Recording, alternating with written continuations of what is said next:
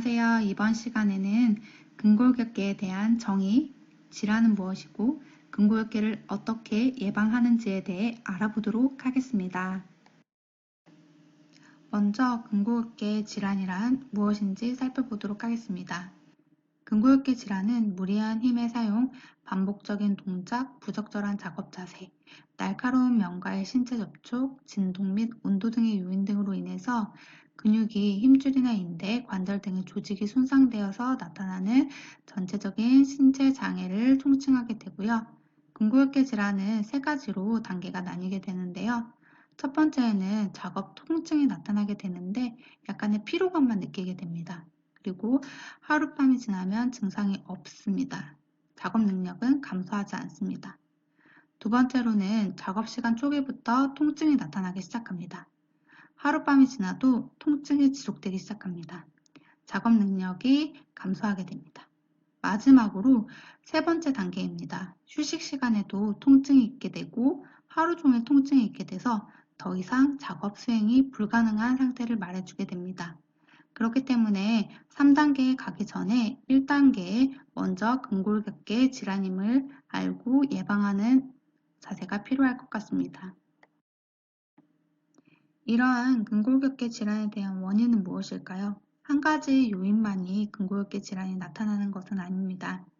개인적인 요인, 환경, 작업 특성에 대한 요인, 조직적인 요인, 사회 심리적, 스트레스 요인 등 여러 가지 요인들이 복합적으로 작용을 하여서 무리한 힘, 반복 동작, 부적절한 자세, 휴식 부족 등이 근골격계 질환을 발생하게 합니다.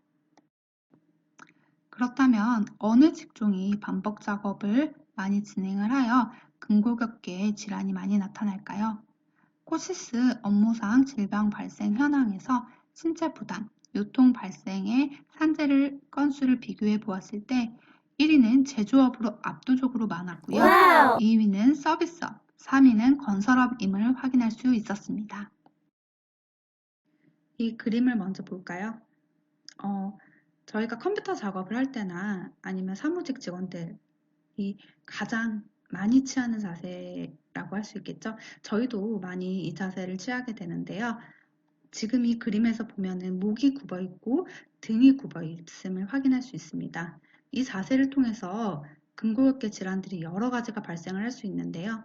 거북목 증후군, 근막 통증 증후군, 요통, 손목 건추염 등이 발생할 수 있음을 확인할 수 있습니다. 이런 여러 가지 근골격계 질환별 원인 및 증상을 대표적인 몇 가지를 한번 살펴보도록 하겠습니다. 근막 통 증후군은 무엇일까요? 근육을 둘러싸고 있는 얇은 막의 통증을 근막통 증후군이라고 하고요. 근육을 과다 반복 사용하거나 부자연스러운 작업 자세를 사용할 때 나타날 수 있습니다. 증상은 근육이 경직되어서 통증이 나타나고 움직임이 등하됨을 확인할 수 있습니다. 두 번째로 요통은 무엇일까요? 우리가 가장 잘 알고 있는 허리 통증이 요통이라고 생각하시면 됩니다. 척추뼈, 인대, 신경, 혈관 등 기능 이상 및 상호 조정이 어려워짐으로써 발생하는 허리 부위의 통증이고요. 잘못된 작업 자세, 물리적인 요인, 외상, 척추의 변형 등으로 인해서 발생할 수 있습니다. 증상은 허리 통증과 함께 다른 여러 장기들의 통증이 수반됨을 확인할 수 있습니다. 세 번째로 내상과염, 외상과염은 무엇일까요? 팔꿈치 바로 위, 바깥 부위에 국소적으로 나타나는 통증과 염증을 수반하는 질환을 말해주게 됩니다.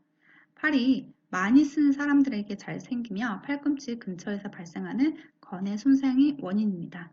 증상은 팔꿈치 위, 바깥 부위에 나타나는 통증과 염증을 수반하게 됩니다. 마지막으로 수근간, 손목 터널 증후군은 무엇일까요? 근골격계 질환 중에 가장 많이 나타날 수 있는 이 손목 터널 증후군은 손목 안쪽에 작은 통로의 수근관이 좁아지면서 여기를 통과하는 신경이 눌려지고 지배 부위 이상 증상이 나타나는 질환을 말해주게 됩니다. 반복적으로 손목을 사용했을 때 그리고 손목의 압박 및 굽힘 자세로 인해서 원인이 될 수 있고요. 증상은 정중신경 지배 부위 손가락의 저림 및 감각 저하가 증상이 나타납니다. 손가락의 통증은 여기서 그치는 게 아니라 팔이나 어깨로 퍼질 수 있고 좀 더 진행되는 경우 손의 무감각 또는 민첩성이 떨어지게 됩니다. 그럼 손목 터널 증후군을 병원에 가지 않고 셀프로 확인할 수 있는 방법이 있을까요? 자가진단법은 두 개로 나뉘어지게 됩니다. 펠렌 테스트와 티넬 테스트가 있는데요. 펠렌 테스트 같은 경우는 손목을 꺾어 맞댄 다음 약 1분 정도 지났을 때 저리거나 통증이 있는지를 진단하게 되고요. 만약에 통증이 있을 경우에는 손목 터널 증후군을 의심할 수 있습니다. 티넬 테스트 역시 손바닥을 위로 향하여 손목의 정중신경 부위를 두드릴 때 손끝이 저리거나 통증이 있는지를 진단하게 되고요. 만약에 통증이 있는 경우에는 손목 터널 증후군을 의심할 수 있습니다. 앞에서 근골격 질환의 정의, 증상, 그리고 원인 등 여러 가지를 살펴보았는데요. 그렇다면 근골격계를 예방하기 위해서는 어떻게 해야 될까요? 크게 두 가지를 알아보도록 하겠습니다. 첫 번째로 OX로 알아보는 올바른 자세를 알아보도록 하겠습니다. 첫 번째 그림입니다. 허리에 갑자기 통증이 유발을 했는데요. 이 자세는 X입니다. 부자연스러운 작업 자세로 인해서 허리에 부담이 가는 자세이기 때문에 허리에 통증을 유발할 수 있습니다. 올바른 자세는 중량물을 몸의 중심에 가깝게 해주시고요. 발은 어깨 너비 정도를 벌리고 허리를 펴고 몸은 정확하게 균형을 유지하도록 합니다.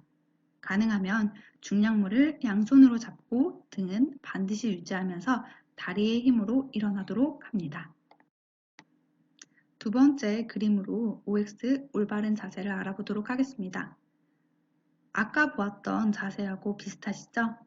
등이 굽어 있고 목이 굽어 있어서 부자연스러운 작업 자세로 인해서 허리와 등, 목 여러 가지 부담 자세가 되고 있습니다. 올바른 자세는 화면과의 거리는 손끝을 뻗어 화면에 닿을 정도인 50cm 이상을 유지해 주시고요. 키보드의 높이와 팔 뒤꿈치 높이가 수평에 맞춰 주세요.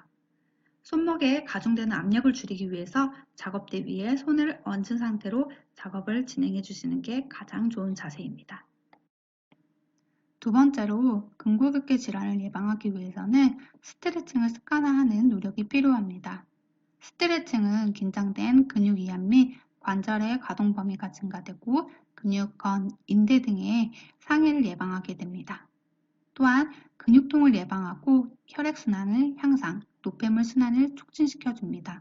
실제로 같은 작업을 하는 두 직원이 있었는데 한 직원은 스트레칭을 진행을 하지 않고 작업을 진행하였고 한 직원은 작업 전, 중, 후 스트레칭을 진행하였더니 스트레칭을 진행한 직원 같은 경우는 근육의 긴장도가 확연히 떨어짐을 확인할 수 있었습니다. 이번 시간의 마지막으로는 산업안전보건공단의 체조성을 보면서 마치도록 하겠습니다.